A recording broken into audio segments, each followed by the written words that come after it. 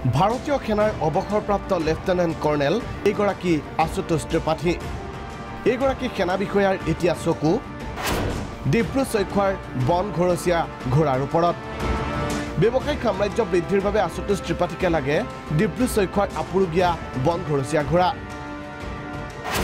গুৱাহাটীৰ সমীপত বিলাসী প'ল' ক্লাবৰ এইগৰাকী অৱসৰপ্ৰাপ্ত সেনা বিষয়া এই প'ল' ক্লাবত ব্যৱহাৰৰ বাবে কিছু মাহ পূৰ্বে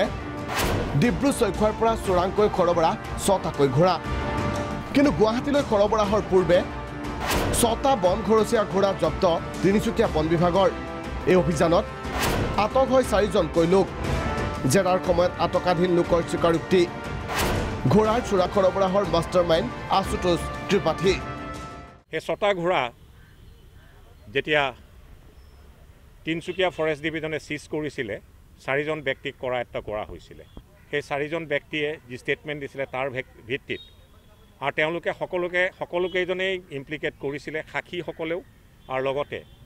এই 4জন কৰায়ত্ব ব্যক্তিও এই বিশেষ ৰিটায়াৰ্ড লেফটেনেণ্ট কৰ্ণেলজনৰ কথা বন ঘৰচীয়া ঘোঁৰাৰ এই চোৰাং সৰবৰাহৰ গোচৰত